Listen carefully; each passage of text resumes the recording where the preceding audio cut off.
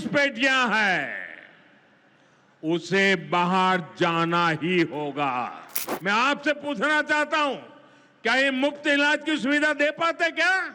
Double engine सरकार में वही महिलाएं लखपति दीदी और डोन दीदी बन रही है।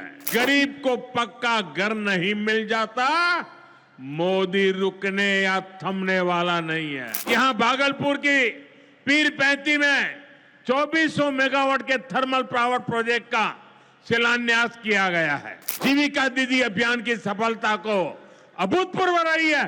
पूरे देश के लिए बिहार प्रेरणा है। भारत माता की, भारत माता की। राज्यपाल श्री आरिफ मोहम्मद खान जी, हमारे लोकप्रिय मुख्यमंत्री श्री नीतीश कुमार जी, यहां मंच पर बैठे अन्य महानुभाव, मेरे प्यारे भाइयों बहनों, सबका ही प्रणाम करे छिए। पूर्णिया मां पूरण देवी, भक्त प्रहलाद, महर्षि मेही बाबा के कर्मस्थली छिए।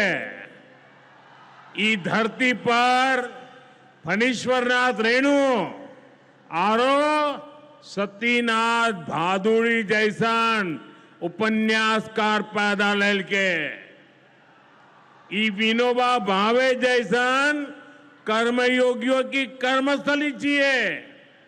ई धरती के हमें बार बार प्रणाम करे छे।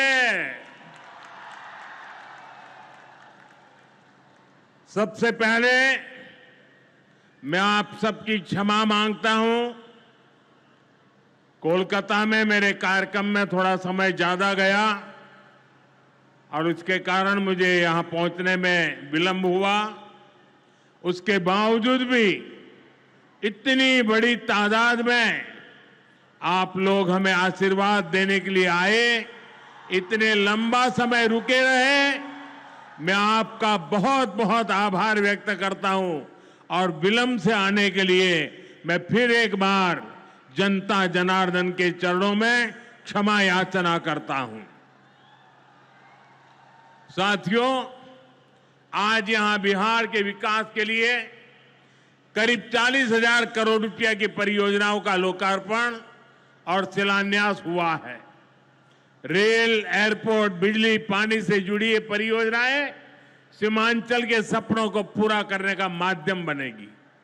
आज यहां 40,000 से ज्यादा लाभार्थियों को पीएम आवास योजना के तहत पक्का घर भी मिला है। इन 40,000 परिवारों के जीवन में आज एक नई शुरुआत हुई है।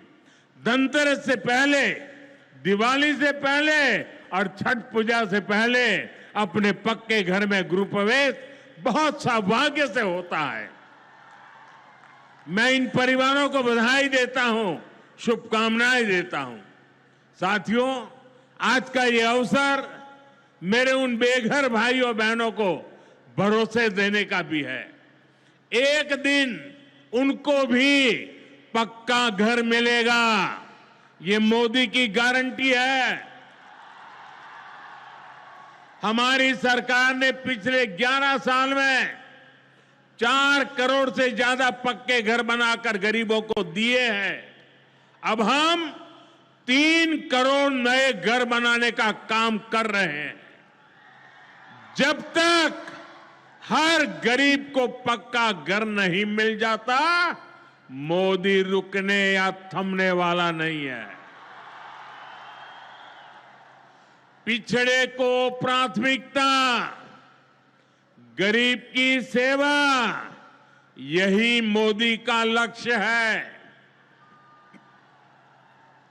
साथियों, आज सर एम विश्वेश्वरैया जी की याद में हम इंजीनियर्स डे मनाते हैं। विकसित भारत, विकसित बिहार के निर्माण में इंजीनियर्स की बहुत बड़ी भूमिका है। मैं देश के सभी इंजीनियर्स को आज के दिन की बहुत बहुत बधाई देता हूं, अपनी शुभकामनाएं देता हूं। इंजीनियर्स का परिश्रम, उनका कौशल आज के इस कार्यक्रम में भी दिख रहा है। पूर्णिया एयरपोर्ट की टर्मिनल बिल्डिंग रिकॉर्ड 5 महीने से भी कम समय में बनाई गई है। आज इस टर्मिनल का लोकार्पण हुआ है। पहली कॉमर्शियल फ्लाइट को हरी झंडी भी दिखाई गई है और हमारे एविएशन मिनिस्टर श्रीमान नायडू जी भी हमारे बीच है। उनके लिए भी जरा ताली बजाइए। यहीं से हवाई जहाज उड़ा रहे हैं वो। नए एयरपोर्ट की वजह से अब पूर्णिया देश के एविएशन मैप पर आ गया है। अब देश के बड़े शहरों से, बड़े व्यापारिक केंद्रों से पूर्णिया और सीमांचल की सीधी कनेक्टिविटी होगी। साथियों, एनडीए सरकार द्वारा इस पूरे क्षेत्र को आधुनिक हाईटेक रेल सेवाओं से भी जोड़ा जा रहा है। आज भी मैंने वंदे भारत, अमृत भारत पैसेंजर ट्रेन को हरी झंडी दिखाई है। आज अररिया गलगलिया नई रेल लाइन का उद्घाटन हुआ है। विक्रमशिला कटरिया नई रेल का शिलान्यास भी किया गया है। साथियों, कुछ दिन पहले ही भारत सरकार ने एक और बड़ा निर्णय लिया है। Buxar Bhagalpur high speed corridor के मोकामा मुंगेर सेक्शन को मंजूरी दे दी है। इससे मुंगेर, जमालपुर, भागलपुर जैसे इंडस्ट्रियल हब को बहुत फायदा होगा। सरकार ने भागलपुर, दुमका, रामपुर हाट रेल लाइन के दोहरीकरण को भी मंजूरी दे दी है। साथियों, देश के विकास के लिए बिहार का विकास जरूरी है और बिहार के विकास के लिए पूर्णिया और सीमांचल का विकास जरूरी है। आरजेडी और कांग्रेस की सरकारों के कुशासन का बहुत बड़ा नुकसान इसी क्षेत्र को उठाना पड़ा है, लेकिन अब एनडीए सरकार स्थिति बदल रही है। अब ये क्षेत्र विकास के फोकस में है। साथियों, बिजली के क्षेत्र में भी बिहार को आत्मनिर्भर बनाने का काम चल रहा है। यहां भागलपुर की पीरपैंती में 2400 मेगावाट के थर्मल पावर प्रोजेक्ट का शिलान्यास किया गया है। साथियों, बिहार की डबल इंजन की सरकार यहां के किसानों और पशुपालकों की आय बढ़ाने के लिए प्रतिबद्ध है। आज Kosi Mechi intra state river link project के पहले फेज का शिलान्यास भी हुआ है। इसे ईस्टर्न कोसी मेन कैनाल का विस्तार होगा। इसे लाखों हेक्टेयर भूमि की सिंचाई में सुविधा होगी और बाढ़ की चुनौती से निपटने में भी आसानी होगी। साथियों, बिहार के किसानों के पास आय का एक साधन मखाने की खेती भी रहा है, लेकिन पिछली सरकारों ने मखाने की भी उपेक्षा की और मखाना किसानों की भी उपेक्षा की। और मैं दावे से कहता हूं, ये जो आजकल यहां आकर के चक्कर काटते हैं ना, उन्होंने मेरे आने से पहले मखाना का नाम भी नहीं सुना होगा। ये हमारी सरकार है जिसने मखाना को प्राथमिकता दी है। साथियों, मैंने बिहार के आप लोगों से राष्ट्रीय मखाना बोर्ड के गठन का वायदा किया था। केंद्र सरकार ने कल ही राष्ट्रीय मखाना बोर्ड की स्थापना के लिए नोटिफिकेशन जारी कर दिया है। मखाना किसानों को मखाने की अच्छी कीमत मिले, टेक्नोलॉजी का इस्तेमाल बढ़ाया जाएगा। राष्ट्रीय मखाना बोर्ड इसके लिए निरंतर काम करेगा। मखाना सेक्टर के विकास के लिए हमारी सरकार ने करीब 550 करोड़ रुपए की योजना को मंजूर किया है। साथियों, बिहार के विकास की ये गति, बिहार की ये प्रगति कुछ लोगों को रास नहीं आ रही है।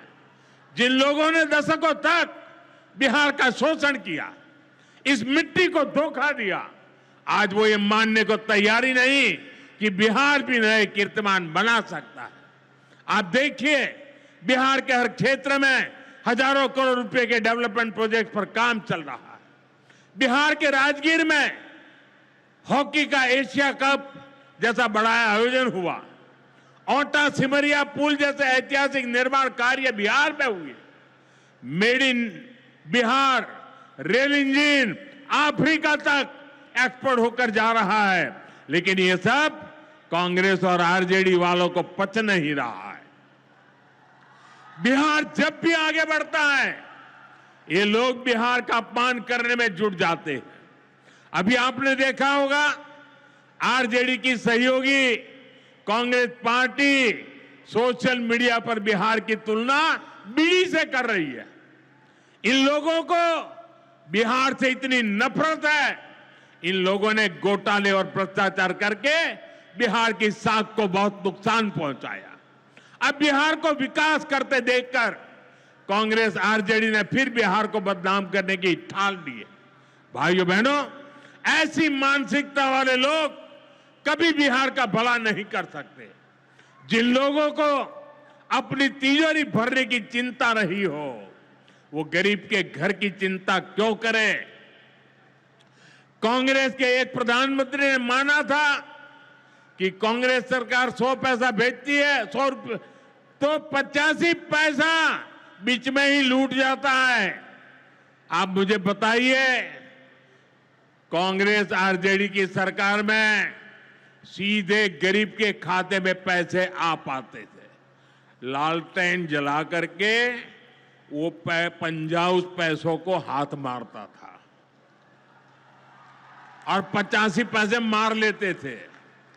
कोरोना के बाद से ही हर गरीब को मुफ्त राशन मिल रहा है।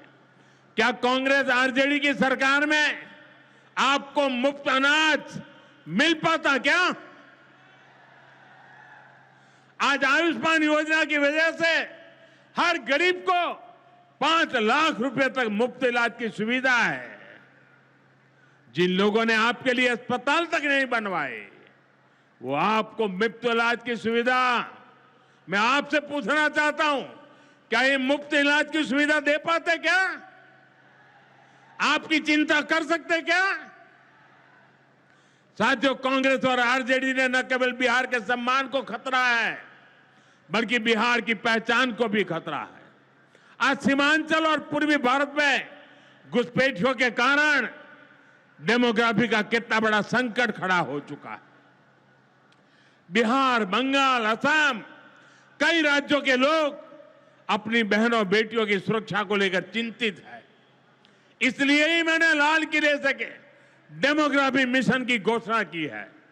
लेकिन वोट बैंक का स्वार्थ देखिए, कांग्रेस, आरजेडी और उसके इकोसिस्टम के लोग घुसपैठियों की वकालत करने में जुटे हैं, उन्हें बचाने में लगे हैं और बेशर्मी के साथ विदेश से आए घुसपैठियों को बचाने के लिए ये नारे लगा रहे हैं, यात्राएं निकाल रहे हैं। ये लोग बिहार और देश के संसाधन और सुरक्षा दोनों को दांव पर लगाना चाहते हैं। लेकिन आज पूर्णिया की इस धरती से मैं इन लोगों को एक बात अच्छी तरह समझाना चाहता हूं। ये आरजेडी कांग्रेस वालों की जमात, जरा कान खोल के मेरे बात सुन लो। जो भी घुसपैठिया है उसे बाहर जाना ही होगा। घुसपैठ पर ताला लगाना एनडीए की पक्की जिम्मेदारी है। जो नेता बचाव में खड़े हैं, जो घुसपैठियों को बचाने के लिए मैदान में आ जाए, मैं जरा उनको चुनौती देता हूं। आप घुसपैठियों को बचाने में चाहे जितना जोर लगा लें, आप घुसपैठियों को हटाने के संकल्प पर काम करते रहेंगे। जो लोग घुसपैठियों की ढाल बनते हैं, वो सुन ले, भारत में भारत का कानून चलेगा, घुसपैठियों की मनमानी नहीं चलेगी। ये मोदी की गारंटी है। घुसपैठियों पर कार्रवाई होगी और देश इसका अच्छा परिणाम भी देख के रहेगा। घुसपैठ के समर्थन में कांग्रेस आरजेडी वाले जो विषय उछाल रहे हैं, बिहार और देश की जनता उन्हें बहुत करारा जवाब देने जा रही है। साथियों, कांग्रेस और आरजेडी बीते 2 दशक से बिहार की सत्ता से बाहर है और निसंदेह इसमें सबसे बड़ी भूमिका बिहार की मेरी माताओं बहनों की है। मैं बिहार की माताओं बहनों को विशेष प्रणाम करता हूं। आज